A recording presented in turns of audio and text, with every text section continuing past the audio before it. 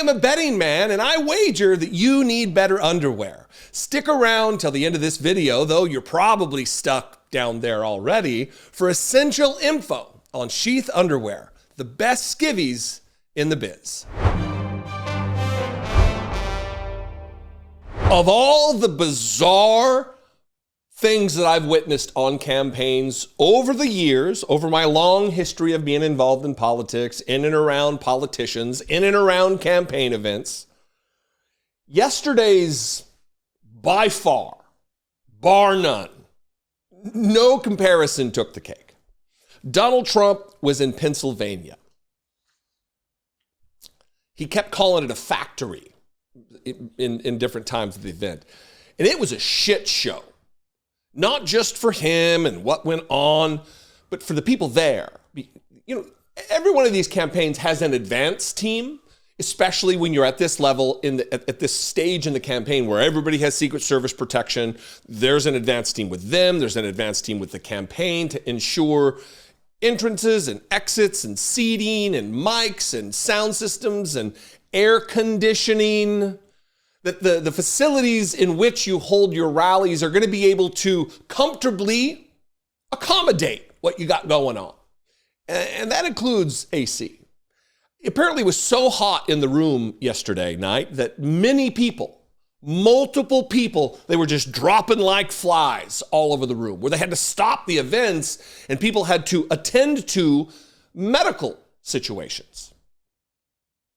Anyway, it went on for a long time. I guess Donald Trump got tired, a little fatigued because of the temperature or whatever. And at some point, he just decided, we're just going to start playing music. And he was just sway around for a half hour, doing his double jerk move, and just very weird. But more importantly than that, I mean, this is certainly concerning because he wants to be president of the United States. He can't even accommodate a town hall and answer questions. But he told just a brazen, insane lie that he's running with. And I want to play this moment for you where he introduces, again, we're going to talk about this chart, which he's now labeled his favorite chart.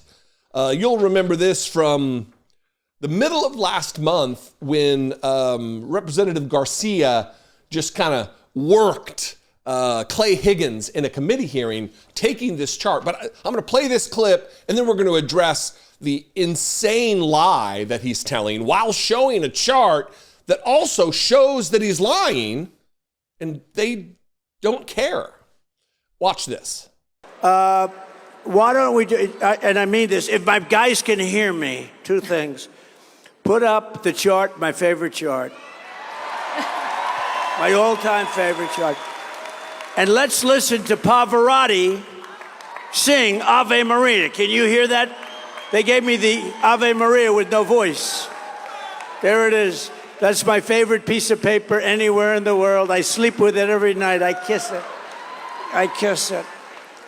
And you see those numbers, by the way, for those that we talked about, you know, the border, when you're talking about the border, look at the numbers. That was the lowest it ever was right there. That was the last day I was in office. And we're going to get it lower than that. But we're going to let people come in. We're going to let people come in. So very, very important. But there's one of my most favorite. If I didn't turn to the right, I wouldn't be here with you right now. Right. So it's a sort of a cruel world. But I was very proud of that before the fact. Now, even if it had lousy numbers, I would love that piece of paper a lot. So put on Pavarotti singing Ave Maria. Nice and loud. Turn it up louder. We want a little action here. Turn it up louder. Are you ready? There it is. My favorite piece of paper anywhere in the world. I sleep with it every night. I kiss it. And you see those numbers, by the way. He says, for those that we talked about, you know the border, you know you're talking about the border, look at the numbers. That was the lowest that there ever was right there. Again, let's put it up on screen here. He's saying that this was his last day in office. He says it right there. That was the last day I was in office. And he points to like March of 2020.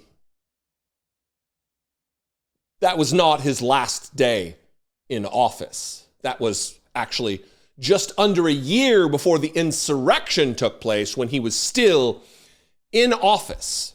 He left office on January 20th, 2021, which would be here. We'll put an arrow on that. The chart shows that he's lying, and the cult doesn't care. I don't know. Look, the viciousness in me, the resentment for fascism in me wants to think that maybe they're just stupid. But I think it's more likely they know and they don't care, because it's a means to an end. They want to structurally and fundamentally change our culture and our society and our country, and Trump is that means to that end. So who cares if he's lying? And then here's the weird moment. It's seriously very bizarre. It turned into like a concert, except he's not a musician or has any talent whatsoever, really, identifiable talent. So he just sits there and he sways back and forth to saying how, let's just turn this into music. Let's make it into a music. And I can't play the music parts of it because the way YouTube works, it'll be a copyright infringement because I can't just play music on my channel. And part of the reason they do this at his campaign events is because of that. They know some of this won't be able to be covered, so we'll mute the parts that I can't. But anyway, watch this very bizarre clip. And also know, and I'll put this up, I should have started with this. At the end of this event, when they were doing the music, and we'll put some of this up, there was a sign behind him that said, Trump was right about everything, while they all take part in this weird pseudo worship service. It was very, very weird. Watch this. Let's not do any more questions. Let's just listen to music. Let's make it into a music. Who the hell wants to hear questions, right? Isn't that beautiful, though? It's such a beautiful. And we played that in Butler, Pennsylvania. We had a moment of silence, and then we had the bells of Notre Dame go off, and then we had a great opera singer, Christopher, who was so incredible, and a great, great opera singer. That's Pavarotti. Pavarotti, I guess, is... I actually asked Christopher, I said, your voice is incredible. How does it compare to Pavarotti? No, sir.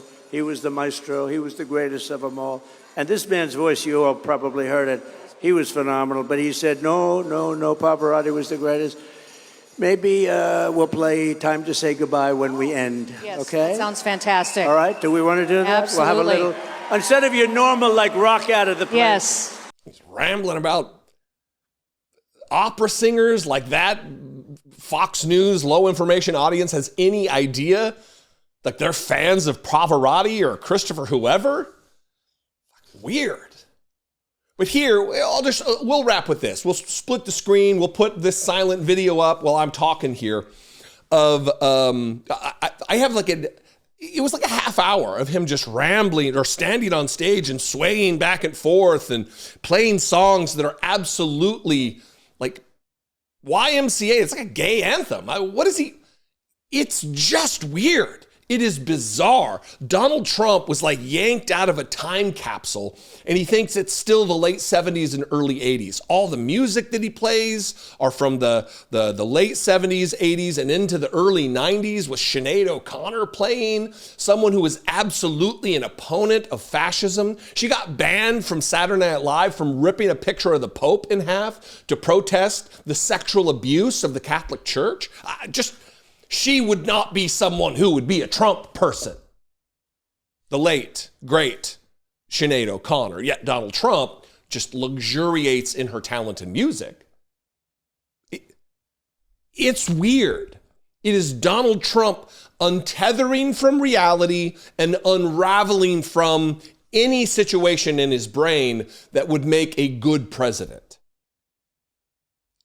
Very weird. While on stage, you've got someone who has to handhold and babysit him in Kristi Noem, and a giant video screen that says Trump was right about everything. Which thing was he right about? The armed insurrection against the country? The absolutely just ravaged country relative to COVID and the global pandemic. The gassing of peaceful protesters a block away from the White House. Was he right about everything there? Was he right about separating children from their immigrant parents? Some of whom, many of whom, maybe hundreds of whom never saw their parents again because they didn't record keep. They had no idea whose kids were to match to which parent. They sent the parents one way, they sent the kids another. Was he right about that? Was he right about adding nearly $8 trillion to the national debt for the sake of billionaires and multimillionaires? Was he right about that? Just weird, just gross, just broadcasting that he is incapable and unqualified to be the commander-in-chief of the United States Armed Forces. He is a traitor to the country, a man who wants to terminate the Constitution, a man who wants to be a dictator on day one, a man who literally attacked the country.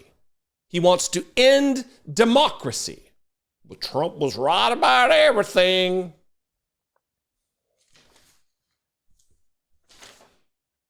And lying. Lie after lie after lie after lie. Anyway, I don't know what's happening here, but this is what happens when this is the sound that falls out of your face when you open your mouth, I guess. You can comment below. I would appreciate that. You can also call, leave me a voicemail, 714-576-4054. And of course, as always, you can email me daily@dollemore.com. If you are not subscribed, please subscribe. I am nearly there. 800,000 subscribers. I would appreciate it very much. The train moves on 20 days before the election. Follow me on social media. I'm at Dollemore everywhere. I'd love to see you there. And I will see you next time.